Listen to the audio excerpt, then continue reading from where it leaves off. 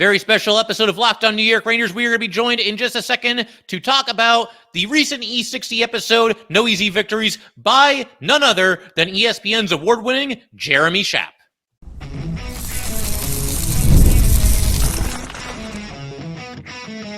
You're Locked On the New York Rangers, your daily podcast on the New York Rangers.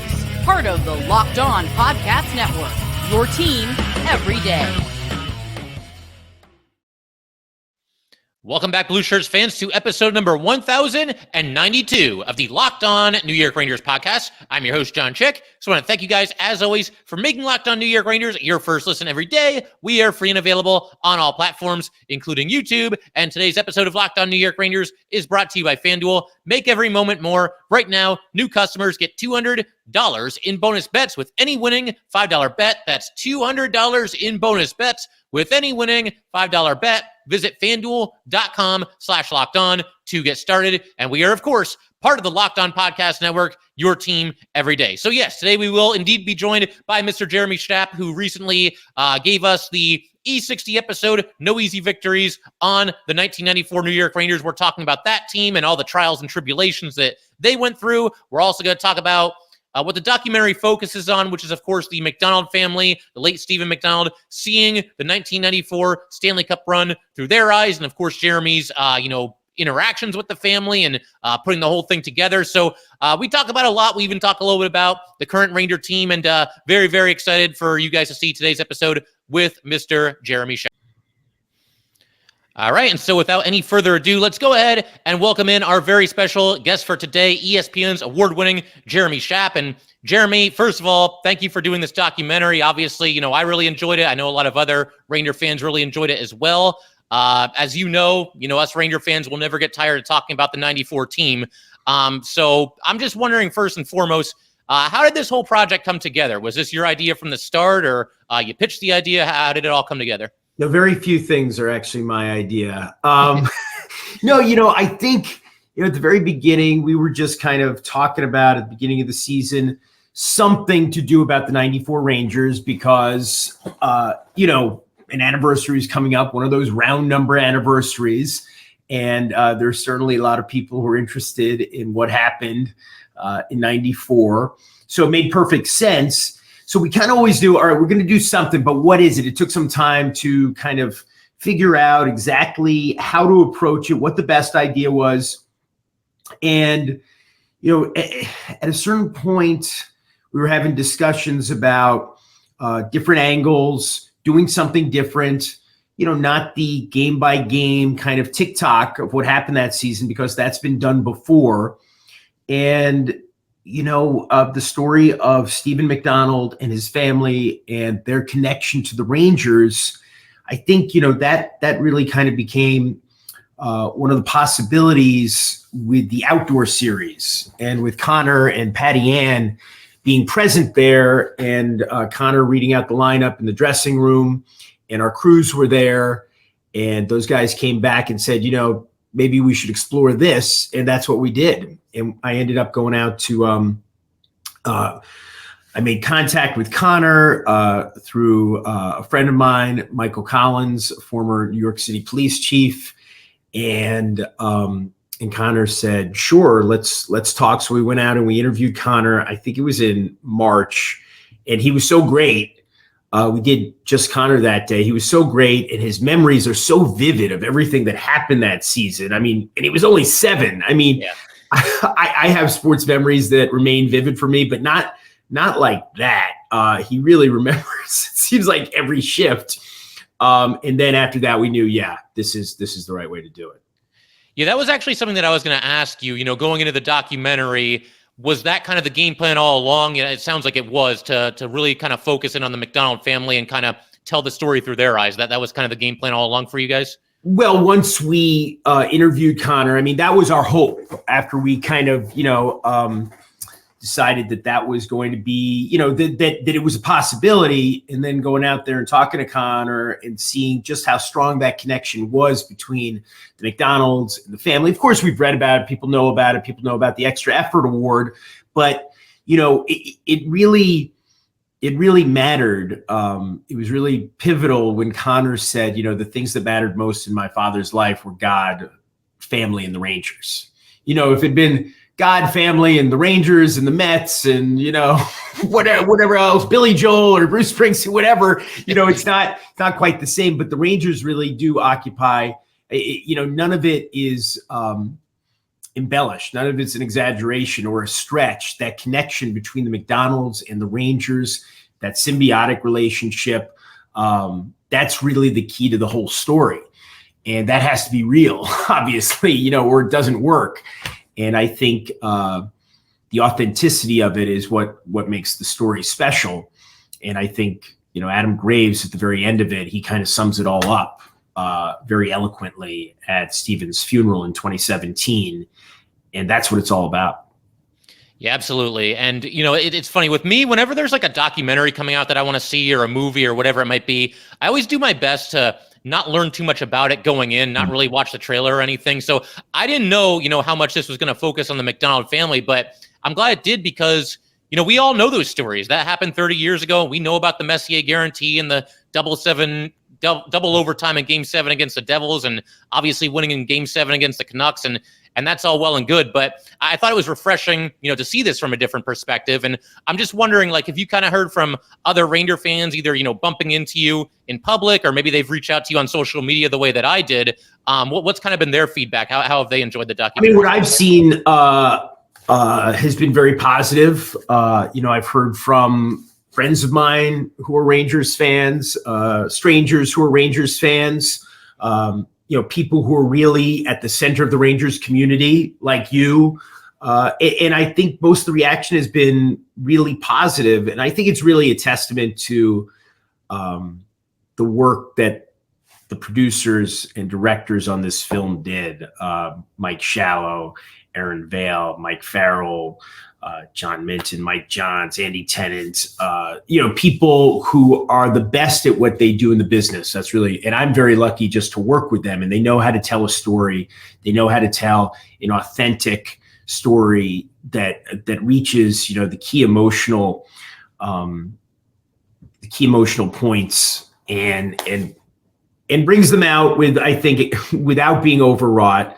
Without being emotionally exploitative. And I think, this story, as you can see from the reactions of everybody we talked to, pretty much how much it means to them, how much the victory 94 means, how much the way that it was achieved matters when you tell this story, and how, again, authentic that relationship is between the McDonald family and the Rangers organization going back now nearly 40 years. Absolutely. And, you interviewed all the big names, Messier, Leach, Graves, Richter, Mike Keenan was in there. We don't hear a whole lot from Mike, in recent years, but it was nice that he was able to do that. Neil Smith, Howie Rose. I mean, just talk about that whole experience if you could. And was there anything kind of new that you learned from them? Maybe a story that you hadn't heard either about the McDonald family or about the season as a whole? Yeah, I mean, a lot of it was new, especially, a lot of the details. And I did several of those interviews, and my colleagues did several of those interviews. I think it was Mike did a lot of those interviews. Mike Shallow, Frank Saraceno did several of those interviews. We kind of split it up. I was away in Sweden for about a week in May when we were getting to crunch time with the documentary, working on another hockey story. So as a team, we talked to everybody that you just named. And, the hard part is, kind of deciding who are you not going to talk to, who you're going to focus on, because there's only so much time. It's only 48 minutes of TV, which is not a ton of time. And obviously, Connor and Patty Ann McDonald are, absolutely essential. I think the big four, everybody wants to hear from them. As you mentioned, Leach, Graves, Richter, Messier, and then getting Neil and Mike Keenan was great too. You have to kind of decide what resources you're going to dedicate. I mean, are you going to interview 15 guys on the team, 20 guys on the team? What stories are you going to tell? At a certain point, the script is probably twice as long as the final product. And it includes all kinds of stuff about what they did at the trade deadline, for instance. and, what happened afterwards with Keenan leaving, and, what it was like to have all those Oilers together, having played in Edmonton and having won there together. And then, you just keep whittling and whittling away until you get to the essence of the story. And none of that, which is an important part of the Rangers 94 story, but not an important part of the McDonald's connection to the team story, didn't make it.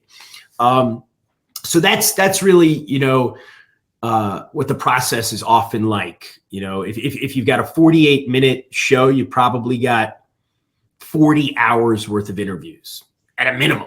Right. Yeah. And plus all the archival material, plus all of the video material, plus all the game calls, plus all the, the great contextual, contemporaneous interviews that are in there. Several of them with Bruce Beck, who at the time was at MSG, featured. And, Bruce has got that moment with Steven McDonald at the end at the parade, which is really poignant. So, my thanks as always to Bruce Beck for being the hardest working man in New York sports. It was just, it was a labor of love for all of us, and everybody we sat down with was great. They really were, they were all gems. Yeah, absolutely. So something else I got to ask, I was going to ask you a little bit later, but you kind of set me up for it right now. So, you talked about all those things that happen, the themes of, the old Edmonton Oiler players, playing there, and the Messier trade, and the Messier trade is covered in the documentary, but there's so much going on behind the scenes with this 94 Ranger team. Is this something that in the future could be made into almost like a mini series? Like, I don't know if you would go full Last Dance with it, like with the Chicago Bulls. I don't know if it would have that kind of mainstream appeal, but a couple of years down the road, would you ever consider, reopening this case, so to speak, and going into all the, the big details with this Ranger team? To me, it's a great story. I'd love to see that. Those decisions are made above my pay grade. But yeah, it's a fortunate position we're in at ESPN now, being a partner of the NHL. So just in terms of the technical aspect of it that we don't talk about a lot, having access to the footage, being able to use the footage, all that kind of stuff, having those relationships for promotion, that all matters when you're doing a show about something that happened 30 years ago. It's certainly a rich story. There's no reason why it couldn't be a multi-part documentary or a docudrama about that team and what happened and the significance of it. But, these things always come down to cost and execution. But yeah. I'm all for it. We've done a lot of the interviews already. Well, this documentary was awesome. So if there's ever, a deeper dive into this team, I think myself and a lot of Ranger fans, we'd certainly be up for watching that as well. And we're going to keep everything rolling here with Jeremy Schaap in just a second. We're going to get into maybe this current Ranger team a little bit and some other aspects of the documentary. We will do that in just a second. All right, we just want to go ahead and let everybody know that today's episode of Locked On New York Rangers is brought to you by Policy Genius. A lot of life is unpredictable, but a good life insurance plan gives your family a financial safety net to protect against some of the unknowns. Policy Genius is the country's leading online insurance marketplace. It makes choosing the right policy for your family easy and quick. With Policy Genius, you can find life insurance policies that start at just $292 per year for $1 million of coverage. Some options are 100% online and let you avoid unnecessary medical exams. Policy Genius helps you easily compare your options from America's top insurers in just a few clicks. Their award-winning agents can even walk you through the process step by step. Get peace of mind by finding the right life insurance with Policy Genius. Head to policygenius.com or click the link in the description to get your free life insurance quotes and see how much you could save. That is policygenius.com.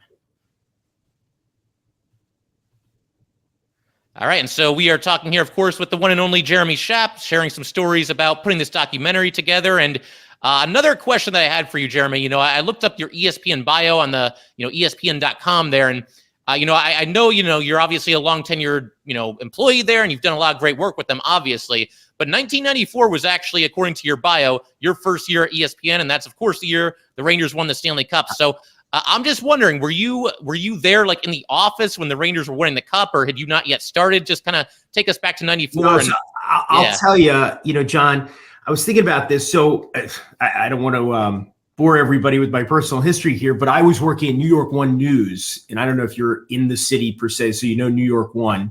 So I was working at New York One beginning in the September of 92 when it went on the air. And I was there up until about January of 94. In the last few months, I was freelancing for ESPN. So I started working for ESPN at the end of 93. I went to the Winter Olympics with CBS in the beginning of 94 in Lillehammer. And, where Sweden won. And I came back and I was kind of freelancing for NBC, CBS, ESPN. I became full-time at ESPN on June 1st, 94. So what's that, 13 days before they win it? Yeah, and wow, yeah.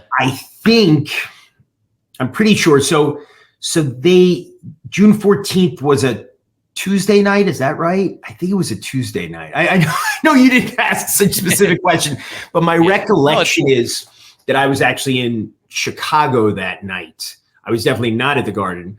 I was in Chicago that night covering the O.J. Simpson murders that had taken place a few days earlier. Right. Okay, that makes sense. So, yeah, no, it's funny. Today's actually the 30-year anniversary of the Rangers winning the Stanley Cup, and I wish I could say that I planned our interview that way, Jeremy, but I did not, in fact, do that. You're right. Yeah. I forgot. I've been wrapped up with the end of school, so I haven't paid attention to the calendar. But, yeah, I was around the Rangers I think a lot more the season before, actually, when I was at New York One for that whole season, because we covered like every game. There was an hour-long sports show. I don't know if they still have it, but it used to be on from midnight to 1, hosted by Steve Cangelosi and Bud Mishkin and Kevin Garrity. And I was kind of like half in news and half in sports. And I'd go to the, dressing rooms after the games, and I'd get the coaches and the players, and I'd run back to our offices, which were at that point on 42nd Street and 10th Avenue in the old National Video Building. And so I was at a lot of Rangers, Devils, Islanders games, along with all the other teams in New York for that period that I was at New York One. But I was just kind of, as I said, I had left in January of 94. So I might have been to a bunch more when I was, when I was at New York One than at ESPN, which I guess at that time, of course, ESPN was also an NHL rights holder, but I wasn't regularly involved with the hockey coverage. Okay. You mentioned a second ago there, 92, 93, you being around the team a little bit more that year than the year that they actually won it. And of course, it's very easy to forget this now, but, President's Trophy in 91, 92, losing the second round. 92, 93, don't even make the playoffs. I mean, I don't know how that happened, how you can fall that much in one season and then win the Stanley Cup the following year. But, that's the way that it went. This is a question that I kind of posed to everybody in an episode where I initially reviewed the documentary. But can you imagine, social media back then and what Rangers Twitter might have been saying about that team in 1992, 1993? How rough that would have been? I mean, it was a catastrophe, right? I mean, as we documented in the documentary, although not at great length, because, again, we didn't have a lot of time. But I think, Howie Rose, and I think you might have mentioned this earlier, right, when you were talking about it, Howie said it was the most Ranger thing ever. What happened in 92, 93. He couldn't think of anything that was more Ranger than that fall from winning the President's Trophy in 91, 92. It would have been very ugly. I mean, it was ugly. There was ugliness directed at Mark Messier, who had just won the Hart Trophy, his second Hart Trophy, and his second in his first season in New York. At that point, it's 52 years. It's easy to forget, or at least to understate, the degree of frustration that Rangers fans were feeling. It's very similar in a lot of ways, I think, to Red Sox fans, right? Having won 4 now in the last 20 years, World Series for the Red Sox, we forget just how painful 1986 was for them, and 2003 with Aaron Boone, because they don't know that, okay, well, we're going to win 4 in the next 20 years, and we can put that all behind us. Just as in 92, 93, of course, Rangers fans have no idea that the next year they're going to have this incredible victory. So it's not like, oh, well, what's the big deal, right? You're going to win it the next year. Well, you don't know that at the time, obviously. Right. So the anger and the frustration and the futility and the sense that, we had this team that was poised to do something great last year, and now we stink. That hurts. I mean, it was, it's a lot like, I guess, what Maple Leafs fans continue to experience. Yeah, no, I think that's a good comparison. It's funny you mentioned the Red Sox too, because, every so often I've done 1,000 whatever episodes at this point. I'll bring up the 94 Rangers and, talk about them for any reason or from any angle. But I have made that comparison before that, imagine if they had lost in 94 up 3-1 in the finals against the Canucks and they lose that game 7. And now it's 84. We're getting right to the Boston Red Sox territory. That's not a place that you want to be. No, it's not a place that you want to be. It's a place, obviously, no organization wants to be. The Red Sox were happy to get out of it. But yeah, I mean, I think that's one of the things we wanted to capture too. Just all of those feelings, all of those emotions. And so many of them, frankly, are negative, because why wouldn't they be in games 5, 6, and 7? From, the 5 and 7 at the Garden, 6 with the watch party at the Garden for what's going on in Vancouver. I mean, it's one thing, right, to lose to the Devils. That's painful enough, maybe more painful in its own way, to lose that series, having been down and, they're right there and the franchise has basically just been born after having dealt with all that with the Islanders 10 years earlier. You know what I mean? All of that. Yes. But then, to be on the cusp of the celebration at home in 5, if that hadn't been achieved, if that had all slipped from their grasp, that's very much like what the 86 World Series must have felt like to Red Sox fans. I would agree. I'm sure. I mean, they were a strike away, or at least an out away, a couple times in that game. And I think it was one strike away on Gary Carter. Yeah, I think you're right about that. So Carter, Mitchell, Knight, Wilson. Never forget that sequence. That's the order. Yep, that is it. So Mets fans, I'm sure that are tuning into this, they'll appreciate that as well.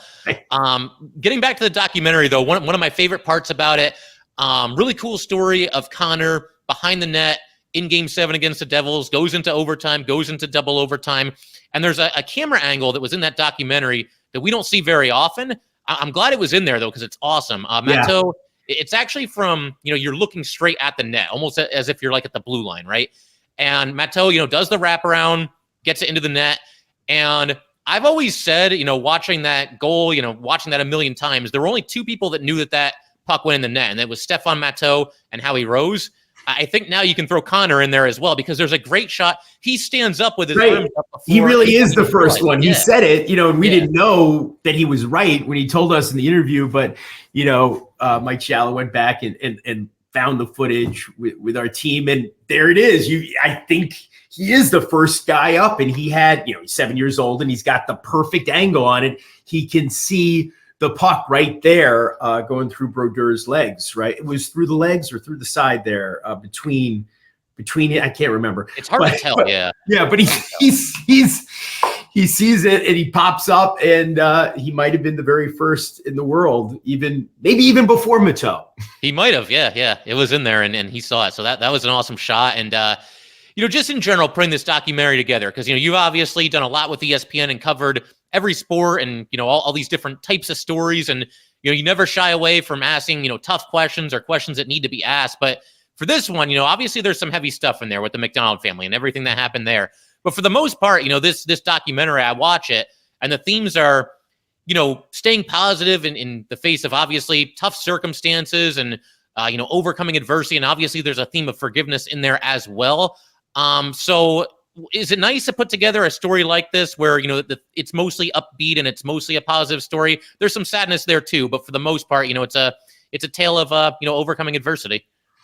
Yeah. I mean, this is ultimately a story about hope and forgiveness. And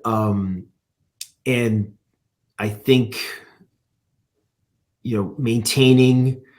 maintaining hope and optimism in the face of adversity. And I would never equate what Steven McDonald went through and his family with, just trying to win a Stanley Cup, as significant as that is in its way, the pain and the heartache and the things he couldn't do after he was shot and paralyzed in 1986.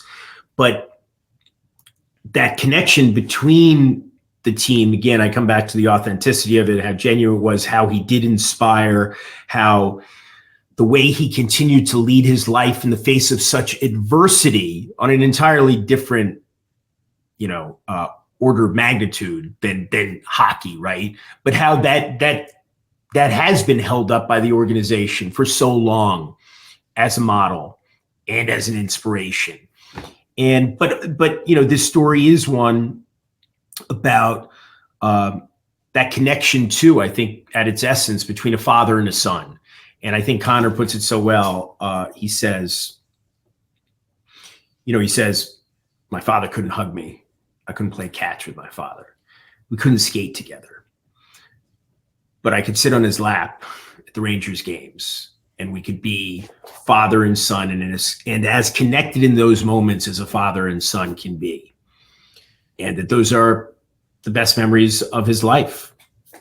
So I think the power of that, of a relationship between a family and a team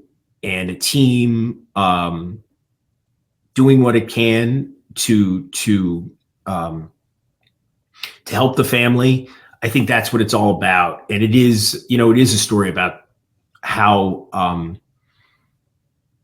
powerful sports can be. Yeah, for sure. It's funny that you actually mentioned that moment, because I was actually going to ask you, that to me was maybe the heaviest part of the document, where he's talking about how, things that, naturally you're going to take for granted if you're not, in a wheelchair. But obviously that's a tragic thing that happened to Steven McDonald. And, it's one of those things, like, I always kind of knew it, but I never really put it together that, their fandom for those reasons, it's just on a whole other level, because it's just like he said, they can't do the things like hug. I think he mentioned skating was one of them, and playing catch. And again, things that everybody's going to take for granted. And the Rangers were always there for them. And for me, that was maybe the most, probably the most powerful moment of the entire documentary. Was it that way for you as well? Yeah, I would agree with that. I would agree with that. And what he says at the end about those moments with his dad, having those moments, especially in the spring of 1994, and how, they felt that joy. They really are, they are a very representative family when it comes to the Rangers community and how much it means, and why the fans stayed so loyal and so dedicated for so long, even as they experienced heartbreak after heartbreak after heartbreak. And it's about what Connor said, but it's also about, where we took the title from, what Steven said. The players, the fans of the New York Rangers, we know there are no easy victories, and that's the way we like it. Absolutely. Once in a while, an easy victory is welcome. Yeah. But ultimately, it's the struggle, right? And it's the suffering that makes victory, when it occurs, more resonant. Yeah, I mean, that's what makes it so special. I do think, it's been said before, I'm not the first person to throw this out there, but I think it's the most, difficult championship in sports to win. It's not easy. It's not supposed to be easy. And, you can say the same thing about life. And I think this documentary really kind of, explains that well. It draws the parallels between what the Rangers did and also life. And to your point, Jeremy, it's not, what the Rangers did is not on the same level as, everything the McDonald family went through, but the parallels there are certainly interesting to explore. And again, the documentary does a great job doing that. So in just a second, we'll keep everything rolling with Mr. Jeremy Schaap here. I want to ask Jeremy a couple questions about the current Ranger team. And can this team? But as me, I'm not the expert. You gotta get Emily Kaplan or Greg Wyshynski, but I'll try. We'll bring it. We'll get them on here too if we can. But maybe you can put in a good word for me. But yeah, no, we'll just ask about maybe the parallels between obviously the 94 team getting over the hump, and maybe if this Ranger team can do that. And we will do that in just a second. All right, so we just want to take a quick minute to let everybody know that today's episode of Locked On New York Rangers is brought to you by FanDuel. Summertime means baseball, the NBA Finals, and more, and you can bet it all on FanDuel. Right now, new customers get $200 in bonus bets with any winning $5 bet. That's $200 you can use to bet everything from the Finals MVP to who is going to hit one out of the ballpark. Visit FanDuel.com/lockedon and add a big win to your summer bucket list. FanDuel, America's #1 sportsbook. All right, and so we will keep everything rolling here with Mr. Jeremy Schaap. And obviously, that this current Ranger team, they got close. I'll ask you about them in just a second. But in general, seeing ESPN, kind of get back, more involved with covering hockey again. And obviously, that's a partnership that was struck a couple of years ago. What have been your thoughts on that? ESPN at times, people, hockey fans will say, they never cover hockey, but they are covering hockey again, and the Stanley Cup finals are there and everything. So what's it been like to be a part of that? I mean, it's been great for me because I enjoy the game, although I'm hardly, as I suggested, an expert or a real insider. I enjoy the game. I enjoy doing stories about people in the game. And I'm part of that team that's kind of dedicated to the NHL relationship and covering the NHL and doing, storytelling that revolves around the NHL. So I've been doing a lot of hockey stories the last few years. Did a lot of hockey stories before that, but now there's more opportunities to do them. There are more places to showcase those stories. It's been a lot of fun. I'm trying to think. As I said, I was in Sweden a few weeks ago working on a hockey story. I've been traveling a bunch of hockey stories the last few years. Had, right when the new contract started, spent some time down in Tampa with Cooper and his team. And it's been, I'm not doing it every day the way our dedicated hockey people are, but I've really enjoyed it. And this project in particular, about the McDonald's and the Rangers 94, I think is representative of, our commitment to telling stories in the hockey space. And I think our guys, our team of producers and directors, they do it as well, better than anybody else. So I think we're fortunate, to be given these opportunities now, and I'm just enjoying, being around hockey again.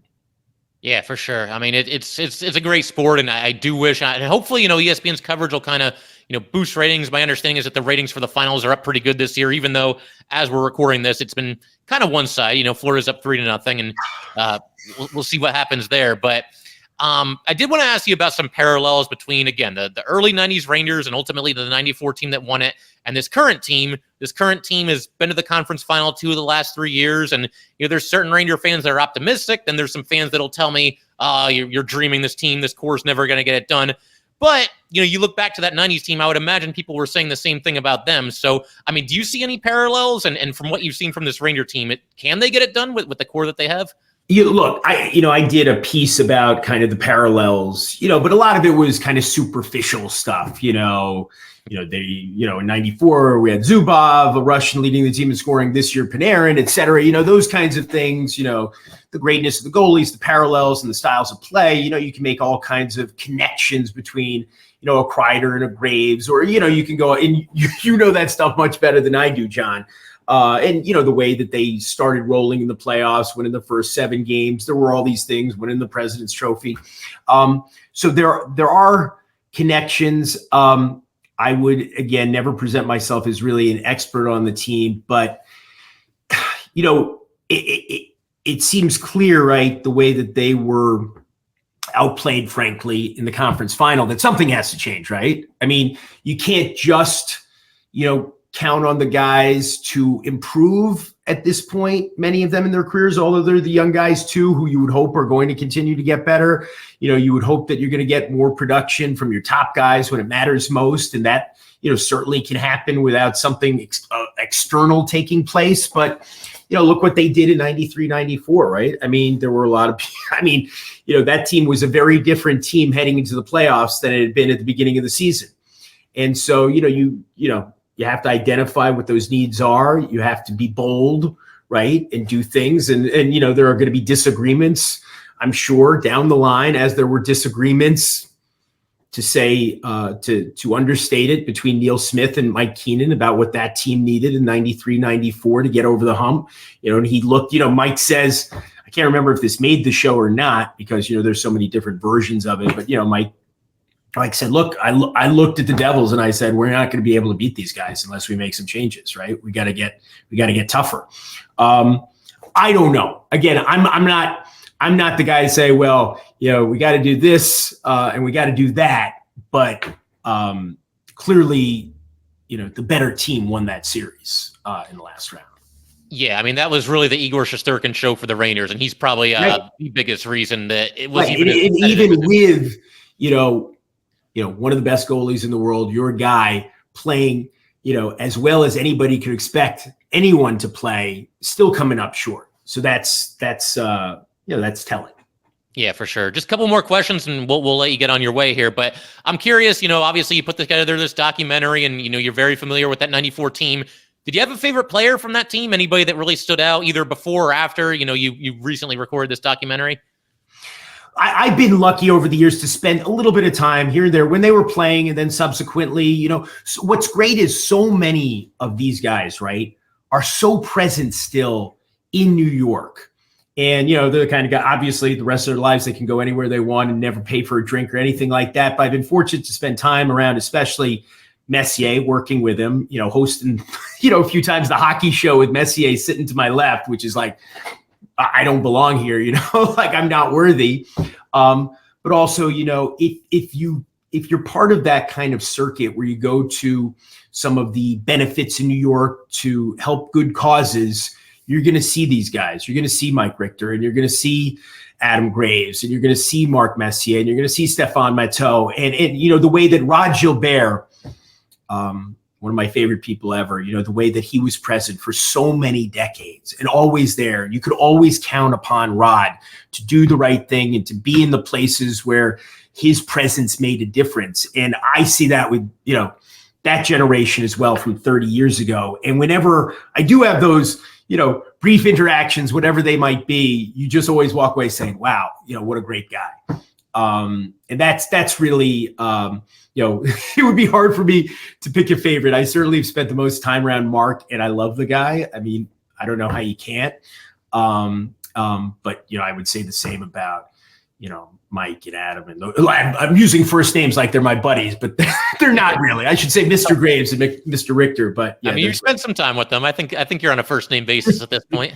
But yeah, no. And one last point that I'll make here, and I'll get your thoughts on this as well. Yeah, I mean, if you win a Stanley Cup as a member of the New York Rangers, you're a made man. It doesn't matter if you're Mark Messier or Jay Wells, or if you want to use this team that just had this season. If you're Igor Shesterkin or Eric Gustafsson, if you win a Stanley Cup here, you're going to be held in very high regard and almost godlike status among the fan base. It's pretty wild to think about. Right. Because, I've said this before, because of the math, right? I mean, it's not like the Yankees, right? You can't say, well, my favorite team's is it the 1928 Yankees, or is it the 36 Yankees, or is it the 1949 Yankees, or is it the 1961 Yankees, or 77, et cetera, et cetera. There are fewer options, so they're going to stand out when you win. Yeah, for sure. So I figured we can call it there. But listen, Jeremy, this is a ton of fun. Can't thank you enough for joining the show, doing this podcast here, talking some Ranger hockey. And if you'd ever like to come back in the future, we would love to have you. I'd love to be back. Thank you so much for having me, John. It's been a great talk. All right, you got it. Thanks again.